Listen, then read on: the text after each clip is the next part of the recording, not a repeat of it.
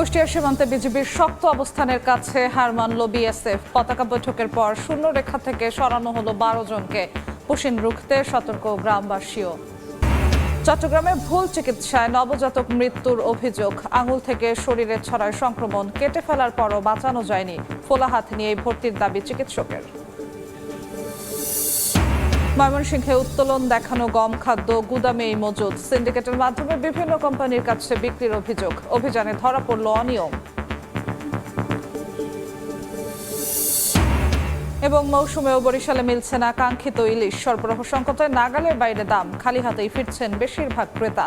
নিষেধাজ্ঞা অমান্য করে মাছ ধরায় সংকট।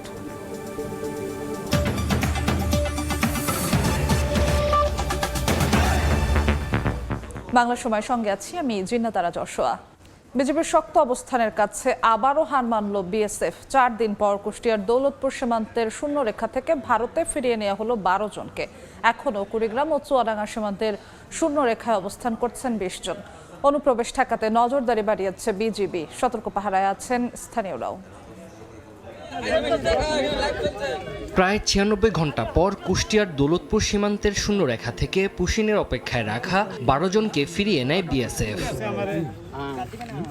4 দিন ধরে সীমান্তের কঠোর অবস্থানে দেখা গেছে বিজিবিকে। তাদের সহায়তা করে গ্রামবাসীও। সোমবার সকালে সীমান্তে দেখা দেয় উত্তেজনা। দুই দেশের বাসিন্দারা লাঠিসোঁটা নিয়ে অবস্থান নেয় দুপাশে। অনাকাঙ্ক্ষিত ঘটনা এড়াতে তাৎক্ষণিক বিজিবি বিএসএফ এর কমান্ডার পর্যায়ের পতাকা বৈঠক হয়। বিজিবির শক্ত অবস্থানের কারণে শেষ পর্যন্ত 12 জনকে ভারতের অভ্যন্তরে নিয়ে যায় বিএসএফ। এসে ওদের উঠে নিয়ে চলে গেল। বিজিবি সংবাদ দেয়। ওই মুহূর্তে আমরাও আমাদের বাংলাদেশ পাবলিক জন সব আমরা নাঠিবালা নিয়ে আসলাম। ওরা শুধু নখগুলো উঠে নিয়ে চলে গেল। পুশিং ঠেকাতে সীমান্তে নজরদারি বাড়ানোর কথা জানিয়েছে বিজিবি। সীমান্তের পরিস্থিতি স্বাভাবিক আছে, বাট এই পুশিং রোধে আমাদের যে সেই তৎপরতা আমরা সবসময় বজায় রাখবো। আজকে আবার পতাকা বৈঠক হওয়ার পরে তারা নিয়ে গেল। এখন তাদের ইনভেস্টিগেশনের রেজাল্টটা কি হয়েছে তা তো আমি বলতে পারবো না, বাট তারা নিয়ে চলে গেছে। একদিন পার হলেও কুড়িগ্রাম ও চুয়াডাঙ্গা সীমান্তের শূন্য রেখায় 20 জনকে রেখেছে বিএসএফ। রৌমারী সীমান্তে নারী শিশু সহ 9 জন এখনও ভারতীয় ভূখণ্ডের প্রায় 50 গজ ভেতরে অবস্থান করছেন। এছাড়া চুয়াডাঙ্গার দর্শনার জয়নগর সীমান্তে পুশিনের চেষ্টায় 11 জনকে শূন্য রেখায় রাখা হয়েছে। চাঁপাইনবাবগঞ্জ সীমান্তের ওপারে ভারতের পশ্চিমবঙ্গের মালদায় হোল্ডিং সেন্টারে বেশ কয়েকজন নারী পুরুষকে জড়ো করার খবরে বাড়তি সতর্কতায় রয়েছে বিজিবি ও স্থানীয়রা। পুশিনের সংখ্যায় ঠাকুরগাঁয়ের রত্নায় ও বেউরজারি সীমান্তে কঠোর অবস্থানে বিজিবি। ঝিনাইদহের মহেশপুর সীমান্তে পুশিং ঠেকাতে বিজিবির টহল ও গোয়েন্দা নজরদারি জোরদার করা হয়েছে। তানজিল হাসনাত, সময় সংবাদ।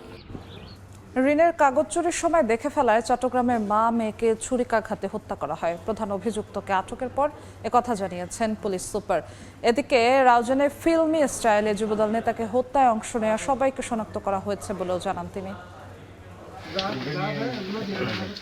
পেশায় নিরাপত্তা কর্মী সুজন বড়ুয়া পরিবার নিয়ে বসবাস করত চট্টগ্রামের আনোয়ারা উপজেলার চেনামতি বড়ুয়া পাড়া এলাকায়। কিছুদিন আগে অটোরিকশা কিনতে সুদে 1,70,000 টাকা ধার দেন আত্মীয় তেজু বড়ুয়াকে। সুদের টাকা না দিতেই লিখিত স্ট্যাম্প চুরি করতে শনিবার রাতে সুজনের ঘরে প্রবেশ করে। এ সময় পরিবারের সদস্যরা দেখে ফেলায় ছুরি দিয়ে মা এনি বড়ুয়া ও মেয়ে প্রিয়ন্তীকে হত্যা করে তেজু। গুরুতর আহত হয় 5 বছরের পিয়াস। ঘটনার পর আসামি আত্মগোপন করে দ্রুত অবস্থান পরিবর্তন করলেও তথ্য প্রযুক্তির মাধ্যমে পটিয়া থানা এলাকা থেকে রোববার রাতে তাকে গ্রেফতার করে পুলিশ।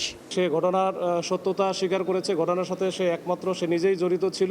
তার কাছে মোবাইল সেট যেটা ছিল ভিকটিমের, এই মোবাইলটা আমরা যেন এটা ট্রেস করতে না পারি সেজন্য কিন্তু ওই পটিয়ার ওইখানে সে একটা পুকুরে পুকুরে কিন্তু ফেলে দিচ্ছিল, তো রেল লাইনের পাশেই। তো এটা আমরা উদ্ধার করি এবং পরবর্তীতে তার দেখানোর মতো চাকুটা আমরা উদ্ধার করি। যারা আছে এরা চিহ্নিত সন্ত্রাসী এবং এরা মোটামুটি ওই কাছাকাছি এলাকারই রাউজান কেন্দ্রিকই হবে এবং এদেরকে বহুবার কিন্তু এর আগে গ্রেপ্তারও করা হয়েছে। মার্ডার মামলা ছিল, তাদের নামে অনেক মামলা আছে। তো এরা একেবারে চিহ্নিত সন্ত্রাসী আশেপাশের এলাকারই এবং আমরা হয়তোবা ধারণা করছি যে কোনো স্বার্থের কারণে তারা হয়তো ভাড়াটিয়া হিসেবে হয়তো এটা আসতে পারে বা ব্যবহার হতে পারে। তো এটা আমরা না ধরা পর্যন্ত আসলে ওটা আমরা করতে পারতেছি না। আমরা আগে ধরি, তারপরে আমরা হয়তো এটার মোটিভটা সম্পর্কে জানতে পারবো। চট্টগ্রামের সম্পত্তির জন্য বাবাকে হানি ট্র্যাপে ফেলে হত্যা করে ছেলে। মেয়ের করা নিখোঁজ ডায়েরি তদন্তে নেমে 2 বছর পর মেজুবিরকে হত্যার রহস্য উন্মোচন করল পিবিআই। বাবাকে হত্যার কথা স্বীকারও করেছে আসামি বেলাল। সম্পত্তির জন্য বাবাকে হানি ট্র্যাপে ফেলে হত্যা।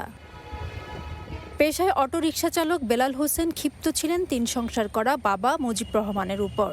সম্পত্তি ভাগ না করে দেওয়ায় আরও বেশি ক্ষুব্ধ হয়ে ওঠে ছেলে। পরিচিত এক নারীর মাধ্যমে হানি ট্র্যাপে ফেলে বাবাকে অপহরণ করে 2024 সালের জুন মাসে হত্যা করে।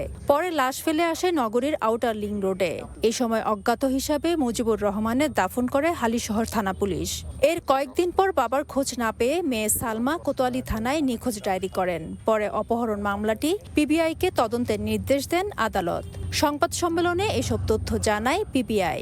আমি চাই এরকম দ্বিতীয়বার যাতে কি কোনো সন্তান যাতে কোনো বাবাকে এরকম করে যাতে মারতে না পারে। আমি চাই শুধু আমি চাই ওদের শাস্তি হোক। তথ্য প্রযুক্তির সহায়তায় মুজিবের মোবাইল ফোনটি তার ছেলে শ্বশুরবাড়িতে মেলে। এর সূত্র ধরে বেলালকে গ্রেফতারের 2 বছর পর হত্যার রহস্য উন্মোচন করে পিবিআই। হত্যাকাণ্ডের সঙ্গে যুক্ত ছিলেন ভাইরা জলিলও। একটি মহিলার সহায়তায় তারা হানি ট্র্যাপ সাজিয়ে ওই মহিলার বাসায় নিয়ে খাবারের সাথে তারা ঘুমের ওষুধটা মিশিয়ে দেয়। বাবা যখন নিস্তেজ হয়ে যায় তখন গাড়ির ভিতরে বেলাল এবং জলিল গামছা পেঁচায় তার বাবাকে হত্যা করে লাশটি আউটার সার্কুলার রোডে ফেলে যায়। নিহতের গ্রামের বাড়ি চট্টগ্রামের বাঁশখালীতে। পেশায় বাবুর্চি ছিলেন তিনি। ফেরদৌস লিপি, সময় সংবাদ, চট্টগ্রাম। ফিফা বিশ্বকাপের খবর।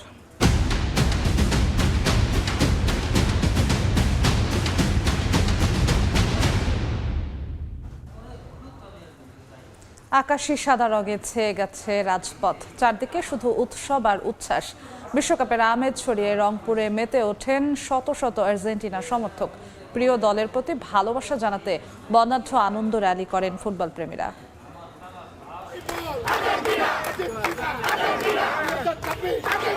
আকাশী সাদা রঙে ছেয়ে গেছে রাজপথ। চারদিকে শুধু উৎসব আর উচ্ছ্বাস। বিশ্বকাপের আমেজ ছড়িয়ে রংপুরে বর্ণাঢ্য র্যালিতে মেতে ওঠেন শত শত আর্জেন্টিনা সমর্থক। প্রিয় দলের প্রতি ভালোবাসা জানাতে একত্র হন ফুটবল প্রেমীরা। সোমবার সকালে নগরীর টাউন হল চত্বর থেকে বের হয় আর্জেন্টিনা সমর্থকদের আনন্দ র্যালি। শহরের প্রধান প্রধান সড়ক প্রদক্ষিণ করে র্যালিটি আবারও টাউন হল চত্বরে এসে শেষ হয়। এ সময় সমর্থকদের গায়ে ছিল আর্জেন্টিনার জার্সি, হাতে ছিল জাতীয় পতাকা আর প্রিয় খেলোয়াড়দের ছবি সংবলিত ব্যানার ফেস্টুন। র্যালির পুরো পথ জুড়ে আকাশী সাদা রঙের ধোঁয়ায় উৎসবের আবহ আরও বর্ণিল হয়ে ওঠে। স্লোগানে স্লোগানে মুখর হয়ে ওঠে চারপাশ। ড্রোন ক্যামেরায় ধরা পড়ে সমর্থকদের বিশাল উপস্থিতি আর আর্জেন্টিনার পতাকার মনোমুগ্ধকর দৃশ্য। বিশ্বকাপ ঘিরে এমন আয়োজনের মাধ্যমে নিজেদের আবেগ আর সমর্থনের বার্তা তুলে ধরেন ভক্তরা। তাদের প্রত্যাশা প্রিয় দল মাঠের লড়াইয়ে সেরাটা দিয়ে আবারও শিরোপার স্বপ্ন পূরণ করবে। আকাশের রং আকাশী, আমাদের গায়ের রঙও আকাশী। মাঝে মাঝে কিছু কিছু বাসন্তী রং দেখা যায়, তাদের জন্য শুভকামনা, যদিও তারা ড্র করেছে। এই বিশ্বকাপ সেদিনই পূর্ণতা পেয়েছে যেদিন বিশ্বকাপে মেসি চুম্বন এঁকে দিয়েছে। বর্তমান বিশ্ব চ্যাম্পিয়নদের প্রতি অগাধ বিশ্বাস সমর্থকদের। তাদের মতে শক্তিশালী দল, অভিজ্ঞ খেলোয়াড় এবং জয়ের মানসিকতা নিয়ে আর্জেন্টিনা বিশ্বকাপের ট্রফি হাতে বাড়ি ফিরবে। যেহেতু লাস্ট আমরা ওয়ার্ল্ড কাপ চ্যাম্পিয়ন, ইনশাল্লাহ এবারও আমরা ওয়ার্ল্ড কাপ চ্যাম্পিয়ন হব। মেসির কাছে আশা যে এইবার যেন ফাইনালে এইবার যেন কাপটা নেয়। সমর্থকদের একটাই প্রত্যাশা, বিশ্বকাপের মঞ্চে আবারও সাফল্যের গল্প লিখুক আর্জেন্টিনা। সেই স্বপ্ন নিয়ে দিন গুনছেন অ্যালবি সেলেস্তেদের ভক্তরা। রিদওয়ান হিমেল, সময় সংবাদ, রংপুর। বিশ্বকাপ ফুটবলের উত্তাপ ছড়িয়েছে কুড়িগ্রামের প্রত্যন্ত গ্রামাঞ্চল সহ চরাঞ্চলগুলোতেও। চলছে সমর্থনে এগিয়ে থাকার প্রতিযোগিতা। আর্জেন্টিনার সমর্থকদের লাগানো 200 হাত পতাকার জবাবে ব্রাজিল সমর্থকরা বানিয়েছে 300 হাত পতাকা। আর এই পতাকা প্রদর্শনে চলছে মহড়া এবং তর্ক বিতর্ক।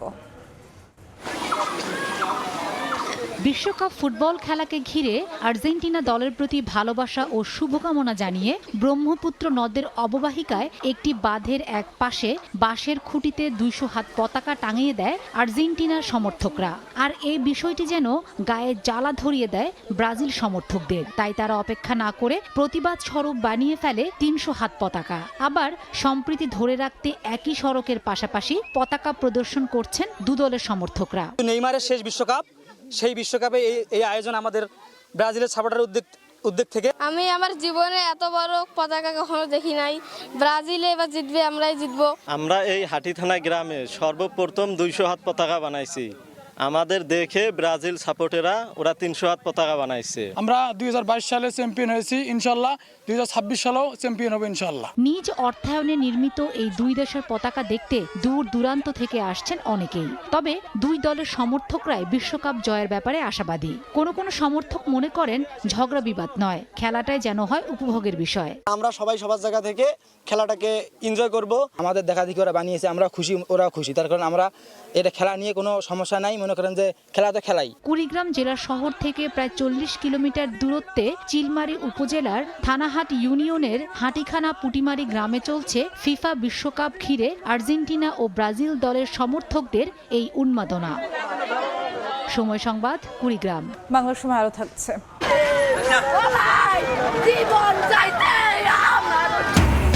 নিখোঁজের দুদিন পর বরিশালের নদী থেকে অটোরিকশা চালকের বস্তাবন্দি লাশ উদ্ধার। দিনাজপুরে মিল মালিককে হত্যার অভিযোগে সাবেক স্ত্রী আটক। আদিন হাসপাতালে 6 নবজাতকের মৃত্যুর রেশ না কাটতেই এবার চট্টগ্রামে ভুল চিকিৎসায় শিশু মৃত্যুর অভিযোগ উঠেছে।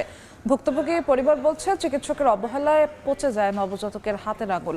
পরে পুরো শরীরে ইনফেকশন ছড়িয়ে গেলে ঢাকায় নিয়ে হাত কেটেও বাঁচানো যায়নি শিশুটিকে। তবে হাসপাতাল কর্তৃপক্ষের দাবি, বাম হাত ফোলা নিয়েই ভর্তি করা হয়েছিল তাকে।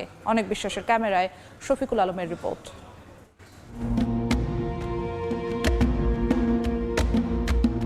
রাজধানীর আদিন হাসপাতালে নবজাতকের মৃত্যুর রেশ না কাটতে এবার চট্টগ্রামে শিশুকে ভুল চিকিৎসার অভিযোগ।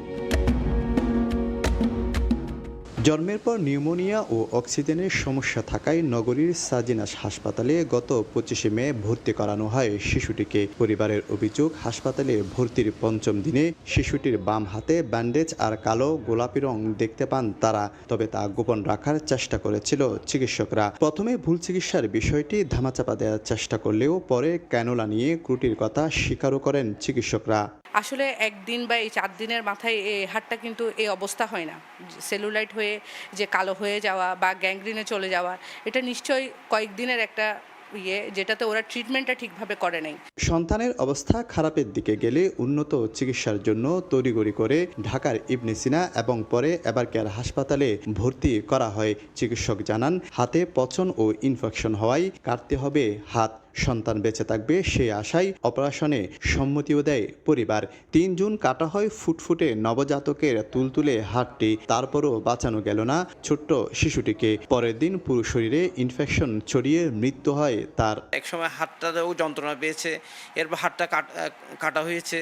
তো বাচ্চাটার উপর দিয়ে কত কষ্ট গিয়েছে, চাই ওদের বিচারটা হোক। হাসপাতাল কর্তৃপক্ষের দাবি, নবজাতকের বাম হাত ফোলা নিয়ে ভর্তি হয়েছিল হাসপাতালে। ঘটনা তদন্তে হাসপাতাল কর্তৃপক্ষ ও সিভিল সার্জনের পক্ষ থেকে 2টি আলাদা তদন্ত কমিটি গঠন করা হয়েছে। ওরা ফুলাটুলা নিয়ে আসছে, কিন্তু একটা জিনিস, যে কোনো ইনফেকশন তো একদিন হবে না। ইনফেকশন, আমার ডক্টর যেটা বললেন যে যে কোনো একটা ইনফেকশন করতে হলে অন্তত সময় লাগে, ওই সময়টাই পরবর্তীতে ইনফেকশন আসে ওইখান। আমাদের ডক্টরদের যেটা মতামত হচ্ছে গিয়ে, আমরা যে হাতটা ওই ইনফেকশন নিয়ে এসেছিল, আমরা সেই হাতে কোনো কাজই করিনি, আমরা করেছি অন্য জায়গায়, বললাম না, পায়ে এবং ডান হাতে।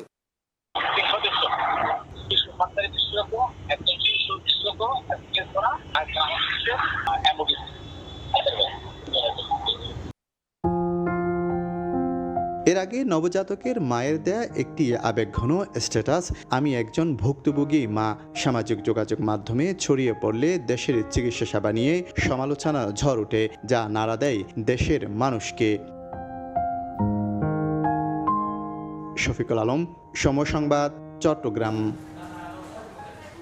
ময়মনসিংহে খাদ্য সংরক্ষণাগারের গুদাম থেকে মিলের নামে বরাদ্দের গম কাগজে কলমে উত্তোলন দেখানো হলেও মজুত রাখা হয়েছে গুদামেই। এমন খবরে জেলা প্রশাসনের নির্বাহী ম্যাজিস্ট্রেটের অভিযানে মেলে অনিয়মের সত্যতা।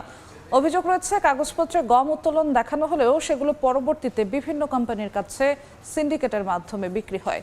যদিও অভিযোগ অস্বীকার করেছেন খাদ্য সংরক্ষণাগারের ব্যবস্থাপক। 3 সদস্যের তদন্ত কমিটি গঠন করেছে জেলা খাদ্য নিয়ন্ত্রকের কার্যালয়। গগন পণ্ডিতের ছবিতে ওবায়দুল হকের রিপোর্ট।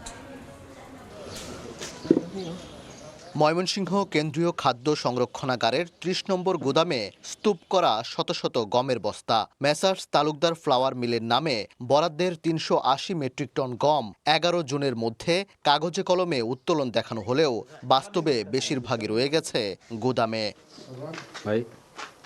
গোয়েন্দা সংস্থার তথ্যের ভিত্তিতে খাদ্য সংরক্ষণাগারে অভিযান চালায় জেলা প্রশাসনের নির্বাহী ম্যাজিস্ট্রেট। 30 নম্বর গোদাম থেকে উদ্ধার করা হয় 250 মেট্রিক টন গম, যদিও তা মজুদ থাকা গমের হিসেবের বাইরে। সিএসডি ব্যবস্থাপকের কক্ষে নথিপত্র যাচাই এবং কর্মকর্তাদের লিখিত বক্তব্য নেন ম্যাজিস্ট্রেট। পরে সাংবাদিকদের এড়িয়েই চলে যান তিনি। ওনাদের রেজিস্টারগুলো ভালোভাবে মেনটেন করা হচ্ছে না, তো এটাই আমরা দেখেছি। ওনাদের রেজিস্টার যিনি দায়িত্ব পালন করেছেন ওনাদের লিখিত বক্তব্য নিয়েছি, আর যিনি ম্যানেজার আছেন ওনাদের লিখিত বক্তব্য নিয়েছি, আর এরপরে আমরা সিদ্ধান্তটা পরে জানাবো। তবে গোডাউন ইনচার্জের দাবি 11 জুন বৃহস্পতিবার থাকায় গম বুঝিয়ে দেয়া যায়নি ওই মিলকে। আর মিল মালিক বলছেন 380 মেট্রিক টন গম বুঝে পেয়েছেন তিনি। নিয়ম তো স্বাভাবিকভাবে আমরা মানার চেষ্টা করি, বা কোনো ক্ষেত্রে দেখা গেছে যে কিছু নিয়ম আর কি অনিয়মের পর্যায়ে পড়ছে আর কি। মাল বুঝা পাইছে এবং এটা ডেলিভারি হয়ে গেছে। মোট হলো 380 মেট্রিক টন পুরোটাই বুঝা পাইছে। অভিযোগ রয়েছে কাগজপত্রে গম উত্তোলন দেখিয়ে সিন্ডিকেটের মাধ্যমে বিভিন্ন কোম্পানির কাছে বিক্রি করা হয়। তবে অনিয়মের কথা অস্বীকার করেছেন সিএসডি ব্যবস্থাপক। কাজের প্রচন্ড চাপ থাকাতে এবং ওই যে উনাদের ধরেন আমাদের চাপের কারণে হয়তো একটু স্লো হয়ে গেছে, যেটা আজকে নিয়ে যাওয়া শেষ হয়ে যাওয়ার কথা ছিল, এটা হয়তো কালকে ফার্স্ট আওয়ার লাগবে। সিএসডি কর্মকর্তাদের এমন অনিয়মের সুষ্ঠু তদন্ত করে ব্যবস্থা নেওয়ার দাবি সচেতন মহলের। ওবায়দুল হক, সময় সংবাদ, ময়মনসিংহ। বরিশালে নিখোঁজের 2 দিন পর নদী থেকে এক অটোরিকশা চালকের বস্তাবন্দি মরদেহ উদ্ধার করা হয়েছে। সকালে কালিজিরা নদীর পূর্ব পাড়ে বস্তায় মরদেহ ভাসতে দেখেন স্থানীয়রা। খবর পেয়ে পুলিশ লাশটি উদ্ধার করে শেরেবাংলা মেডিকেলের মর্গে পাঠায়। স্বজনদের দাবি, শনিবার সকালে সদর উপজেলার মাকড়কাঠি এলাকার বাসা থেকে অটোরিকশা নিয়ে বের হন নাজমুল হোসেন। এরপর থেকে নিখোঁজ ছিলেন তিনি। এ ঘটনায় এয়ারপোর্ট থানায় একটি সাধারণ ডায়েরিও করা হয়। দিনাজপুরে মিল মালিককে হত্যার অভিযোগে সাবেক স্ত্রীকে আটক করা হয়েছে। গতরাতে জিয়াহাট ফাউন্ডেশন হাসপাতালে চিকিৎসাধীন অবস্থায় মারা যান মোস্তাফিজুর রহমান। এর আগে 14 জুন বোচাগঞ্জের রামদাসপাড়ায় নিজ অফিসে মোস্তাফিজুর রহমানকে রক্তাক্ত অবস্থায় উদ্ধার করেন শ্রমিকরা। স্বজনদের অভিযোগ, অটো রাইস মিলের বাসভবনেই থাকতেন মুস্তাফিজুর। সেখানে তার সাবেক স্ত্রী শিল্পী প্রায়ই আসা যাওয়া করত। ঘটনার দিনে শিল্পীর সঙ্গে মুস্তাফিজের ঝগড়া হয়। ধারণা করা হচ্ছে শিল্পী মুস্তাফিজুরকে ছুরিকাঘাত করে। এ ঘটনায় জড়িত সন্দেহে তাকে আটক করেছে পুলিশ। বগুড়ায় কানের দুলের জন্য শিশু হত্যায় জড়িতদের বিচারের দাবিতে বিক্ষোভ করা হয়েছে। সকালে সান্তাহার সাহেবপাড়া এলাকায় সমাবেশ করা হয়। এ সময় বক্তারা জানান, অভিযুক্ত প্রতিবেশী আমজাদ হত্যাকাণ্ডের দায় স্বীকার করলেও এখনও পুলিশ রিমান্ড চায়নি। দ্রুত বিচারের মাধ্যমে সর্বোচ্চ শাস্তির দাবি জানান তারা। গত 10 জুন বিকেলে রাখামণিকে বাড়িতে ডেকে নিয়ে কানের দুল ছিনিয়ে হত্যা করে আমজাদ। এ ঘটনায় 4 জনের বিরুদ্ধে সান্তাহার থানায় মামলা করেন নিহতের বাবা। এখন পর্যন্ত গ্রেফতার হয়েছেন 2 জন।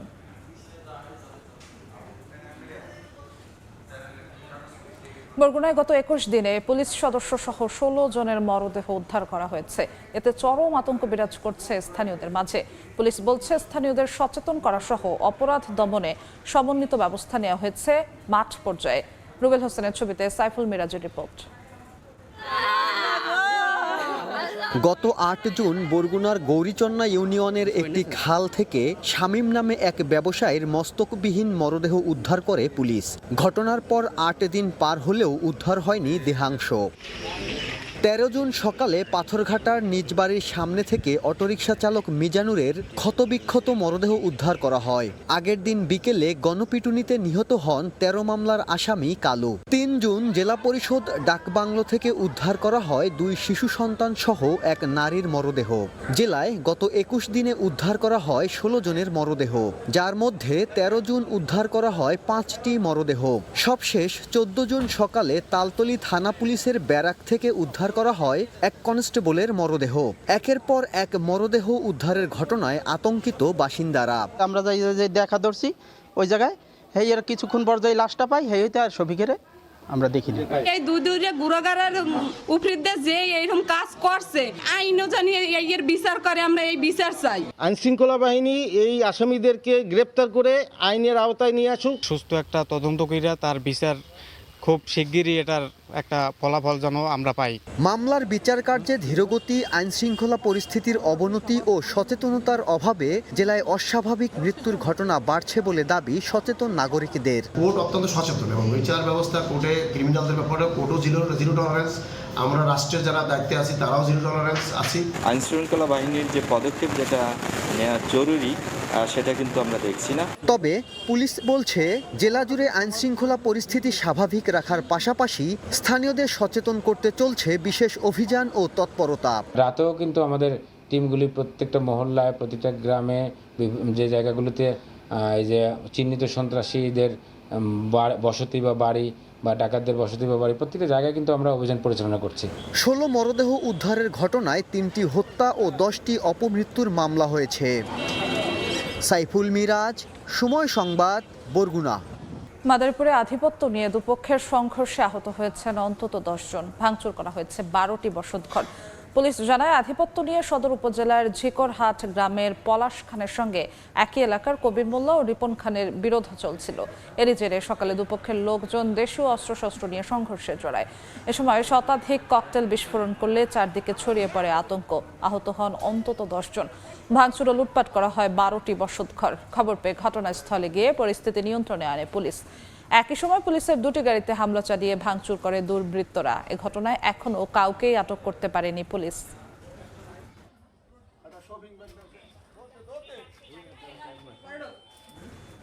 বাংলা সময় আরো থাকছে। মেলেনি প্রতিশ্রুত চাকরি, হয়নি আকামা। দালালের খপ্পরে সৌদি গিয়ে বিপাকে পটুয়াখালীর বহু যুবক। কাজের অনুমতি না মেলায় গ্রেফতার আতঙ্ক। আর্থিক সংকটে ঋণে জর্জরিত।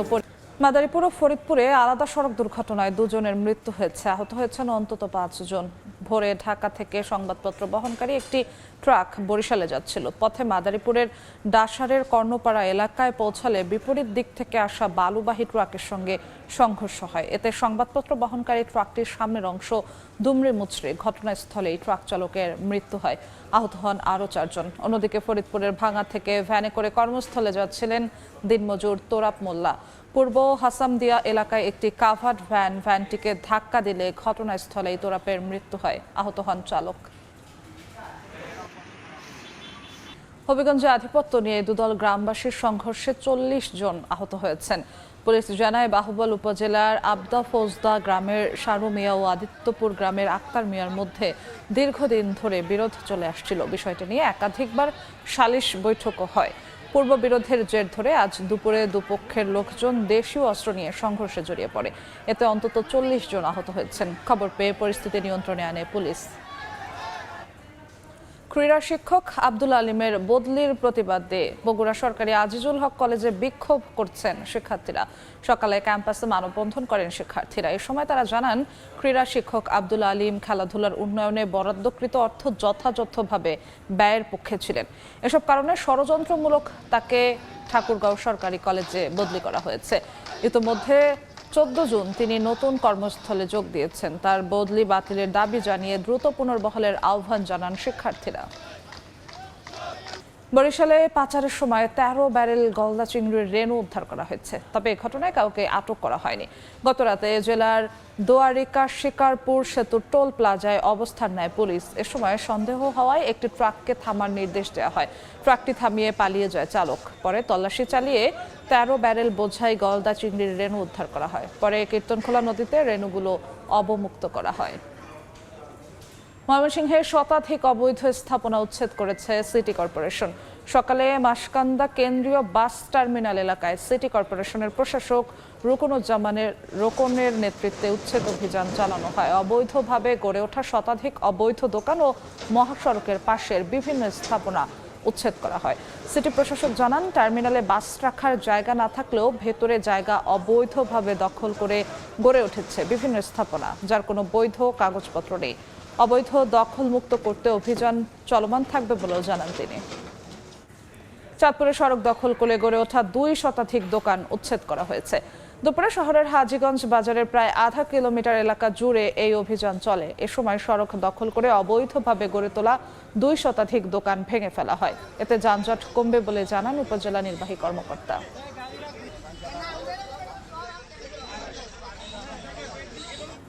ভাগ্যবদলের আশায় দালালের প্রলোভনে সৌদি আরব গিয়ে চরম অনিশ্চয়তায় হাজারো বাংলাদেশি শ্রমিক। মেলেনি প্রতিশ্রুত চাকরি, অনেকের হয়নি আকামা বা বৈধ কর্মের অনুমতিও। এতে অবৈধ অবস্থানে থেকে দিন কাটছে গ্রেফতার আতঙ্কে।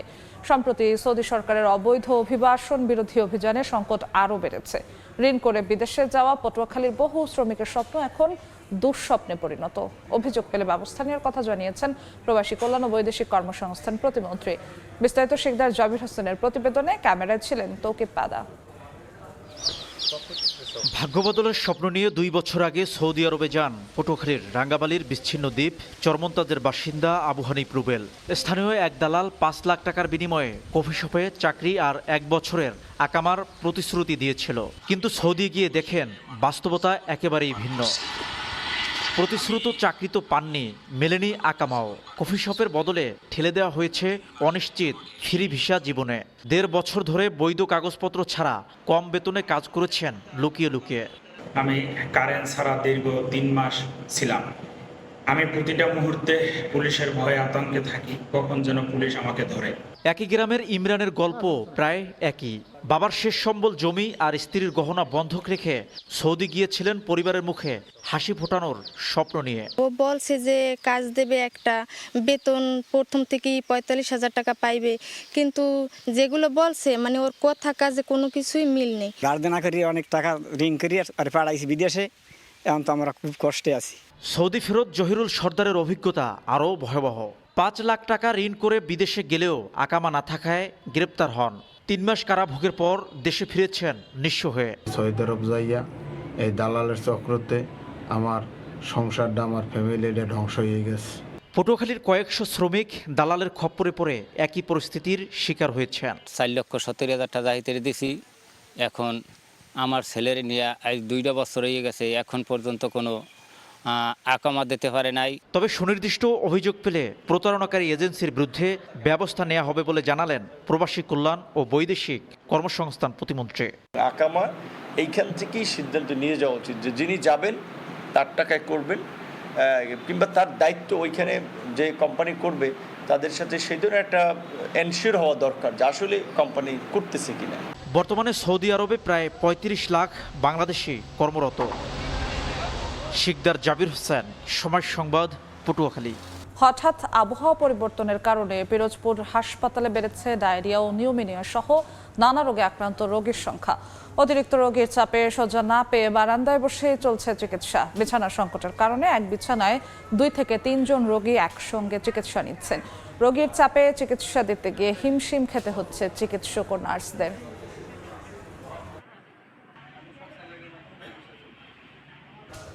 ভাঙা বরিশাল কুয়াকাটা রেলপথ নির্মাণে 8 বছর আগে বরিশালে ভূমি অধিগ্রহণের পরিকল্পনা করা হয়। যেসব স্থান দিয়ে রেল লাইন ও স্থাপনা নির্মাণের কথা ছিল সেসব ভূমিতে দেয়া হয় বিক্রি ও সংস্কারের নিষেধাজ্ঞা। রেল কর্তৃপক্ষ বলছে সম্ভাব্যতা যাচাই আর নকশা চূড়ান্ত হলেও পুরো প্রকল্পই এখন আটকে গেছে অর্থ সংকটে। শোভন হাসানের তোলা ছবিতে বিস্তারিত অপূর্ব অপুর রিপোর্টে।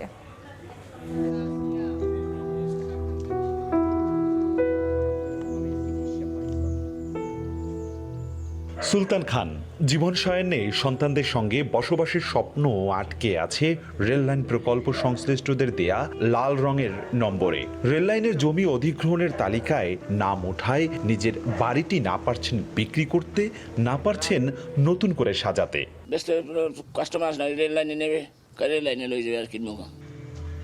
একই সংকটে বরিশাল নগরীর টিয়াখালী ও দক্ষিণ সাগরদী সহ 10 থেকে 12 কিলোমিটার এলাকার হাজারো বাসিন্দাদের। তাদের অভিযোগ 8 বছর আগে প্রকল্প কর্মকর্তাদের দেয়া লাল রঙের নম্বরের কারণে তৈরি হয়েছে বসতবাড়ি সংস্কার ও জমি বিক্রিতে সব ধরনের নিষেধাজ্ঞা। ভিটাটা হলো আমার বাপদাদার পূর্বপুরুষের ভিটা, 2 তলা বা 3 তলা কাজ শেষ করব, কিন্তু ওইটা আমি পাচ্ছি না। সরকার যদি এই বাড়িঘর নেওয়া হয় তা নিয়ে যাবে, না নিলে বললে দেবে যে না কাজ হইবে না, আমরা একটা কিছু করব। ভাঙ্গা থেকে কুয়াকাটা রেলপথটি বরিশাল জেলার বিভিন্ন স্থান হয়ে এগিয়ে যাওয়ার কথা রয়েছে পটুয়াখালীর দিকে। দক্ষিণ অঞ্চলের রেল লাইনে যুক্ত করতে ৫,৬০০ একর জমির এই মহাপরিকল্পনায় ১৯টি স্টেশন আর একটি জংশন সমৃদ্ধ এই মেগা প্রকল্পের প্রাথমিক বাজেট ৪১,২০০ কোটি টাকা। ব্যয় যখন বেড়ে যাবে তখন দেখা যাবে এটার বাস্তবায়ন যোগ্য থাকে কিনা আমরা আশঙ্কা করছি সেখানেও। রেল কর্তৃপক্ষ বলছে সম্ভাব্যতা যাচাই আর নকশা চূড়ান্ত হলেও পুরো প্রকল্পই এখন আটকে আছে অর্থ সংকটে। Feasibility study and detail design complete হয়েছে, কিন্তু ফান্ডিং এর অভাবে প্রজেক্টটা এখনো শুরু করতে পারেনি গভর্নমেন্ট। ভাঙ্গা থেকে কুয়াকাটা পর্যন্ত ২১৫ কিলোমিটারের যে রেল প্রকল্প নেওয়া হয়েছিল সেটি বাস্তবায়ন করুক এই সরকার, যার মধ্য দিয়ে আকাশ, নৌ, সড়ক যোগাযোগের মতোই রেল খাতেও যোগাযোগ স্থাপন হবে এক মাইল ফলক। অপূর্ব অপু, সময় সংবাদ, বরিশাল। ইলিশের মৌসুমেও তীব্র সংকটে বিপর্যস্ত রূপালী ইলিশের রাজধানী বরিশাল। সরবরাহ ঘাটতি থাকায় ১ কেজি ওজনের ইলিশের দাম ঠেকেছে ২৫০০ টাকায়। সুজয় দাসের চলা ছবিতে বিস্তারিত মেহেদি হাসান বাপ্পির রিপোর্টে।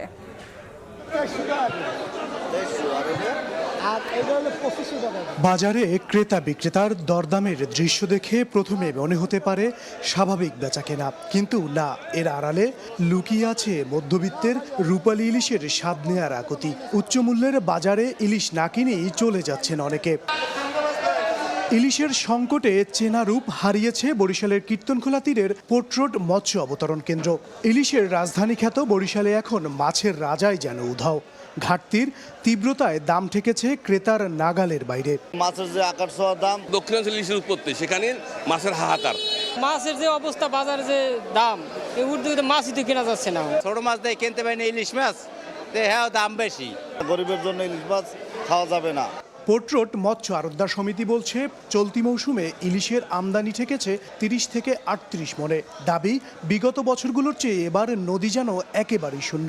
ছোটবেলায় ছিলাম, ওই যে সময় বাবার সাথে যাইতাম, ওই সময় অনেক মাছ ছিল। এখন দীর্ঘ ২-৩ বছর ধরে ততটা মাছ নাই নদীতে। মাছ নাই নদী, এই কারণে মাছের দামটা বৃদ্ধি। এবং ওই জাটকি মনে করেন আগে কিছু জাটকি ওঠে দাম একটু সীমিত মধ্যে থাকতো, আর জাটকি মেটকি ওঠে না। এই সময়কালে মিষ্টি পানিতে মাছ কম থাকে। এই আপনি জ্যৈষ্ঠ মাস, আষাঢ় মাসের সময় একটু কম থাকে মাছ, হয় আপনার আষাঢ়ে ১৫-২০ থেকে কিছু মাছ আমদানি হইতে পারে। মানবসৃষ্ট ও প্রাকৃতিক প্রতিকূলতায় ইলিশের গতিপথ পরিবর্তন ও সরবরাহ হ্রাস পেয়েছে বলছে মৎস্য বিভাগ। এরপর আমাদের দূষণ একটা বড় ফ্যাক্টর, দূষণ অতি আহরণ একটা বড় ফ্যাক্টর। আমাদের জেলে আর মাছের অনুপাত ঠিক না, যে পরিমাণ জেলে থাকলে তাতে বেশি জেলে মাছ ধরে। ম্যানমেড কারণ এবং ন্যাচারাল দুটো মিলিয়েই মাছের সংখ্যাটা একটু কম। ১১ জুন মধ্যরাত থেকে চলছে সমুদ্রে ইলিশ শিকার। এর আগে নদ নদী থেকে মাছ ধরা শুরু হয় ১লা মে থেকে। মেহেদি হাসান বাপ্পি, সময় সংবাদ, বরিশাল। বাজারে আসতে শুরু করেছে রংপুরের ঐতিহ্যবাহী হাড়ি ভাঙা আম। অনলাইন অর্ডার কিংবা সরাসরি বাগানে গিয়ে আম কিনছেন ক্রেতারা। এবার অন্তত ৩০০ কোটি টাকা বাণিজ্যের আশা ব্যবসায়ীদের। গাছে গাছে ঝুলছে সবুজ আর হালকা লালচে রঙা পরিপক্ক হাড়িভাঙ্গা আম। প্রতি বছর ২০ জুন থেকে বাজারে উঠলেও এবার আবহাওয়া অনুকূলে থাকায় রংপুরে কিছুটা আগেই শুরু হলো হাড়িভাঙ্গার বাজারজাত। সোমবার সকালে বিপণনের উদ্বোধন করেন জেলা প্রশাসক। বর্তমানে বাগানগুলোতে ব্যস্ত সময় পার করছেন মালিকেরা, তবে দাম নিয়ে কিছুটা হতাশ তারা। কীটনাশক ঔষধের দাম বেশি, এটা তো একটা বিশেষ করে হিসাব হয়। এদিকে জমতে শুরু করেছে হাড়িভাঙ্গার বাজারগুলো। অনলাইন অর্ডার কিংবা সরাসরি বাগানে গিয়েও আম কিনছেন ক্রেতারা। গত বছর একটু বেশি খুবই ভালো। দাম তো চাচ্ছে ৩০০, ৩৫০ পাল্লা। সঠিক বাজারজাতে বাগানীদের সব ধরনের পরামর্শ দেওয়ার কথা জানায় কৃষি বিভাগ। আর মৌসুমী ব্যবসায়ীদের নিরাপত্তা এবং বাজার ব্যবস্থাপনায় উদ্যোগ নিয়েছে জেলা প্রশাসন। হাড়িভাঙ্গার শেলফ লাইফ কম, অল্প দিনে সেটি ভিতরে নরম হয়ে যায়, মানুষের খাবার উপযুক্ত থাকে না। সেক্ষেত্রে কিন্তু কৃষি গবেষণা কাজ করছে। ফ্যাসিলিটিজের উন্নয়ন, বিশেষ করে আমাদের বাণিজ্য সহায়ক অবকাঠামো তৈরি, এটা চেষ্টা করছি। রংপুর বিভাগে এবছর প্রায় ৩,৮০০ হেক্টর জমির বাগানে ৪৮,০০০ মেট্রিক টন আম উৎপাদনের লক্ষ্যমাত্রা ধরা হয়েছে। আব্দুর রশিদ জীবন, সময় সংবাদ, রংপুর। বাংলা সময় শীর্ষ সংবাদগুলো জানিয়ে দিচ্ছি আরেকবার। কুষ্টিয়া সীমান্তে বিজিবির শক্ত অবস্থানের কাছে হার মানল বিএসএফ। পতাকা বৈঠকের পর শূন্য রেখা থেকে সরানো হলো ১২ জনকে। পুশিন রুখতে সতর্ক গ্রামবাসীও। এবং চট্টগ্রামে ভুল চিকিৎসায় নবজাতক মৃত্যুর অভিযোগ। আঙুল থেকে শরীরে ছড়ায় সংক্রমণ, কেটে ফেলার পরও বাঁচানো যায়নি। ফোলা হাত নিয়ে ভর্তির দাবি চিকিৎসকের।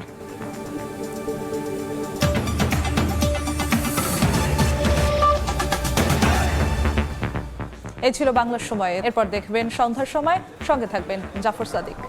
ধন্যবাদ যশোয়া। সন্ধ্যার সময় নিয়ে আসছি কিছুক্ষণ পর, সঙ্গে থাকুন সময়।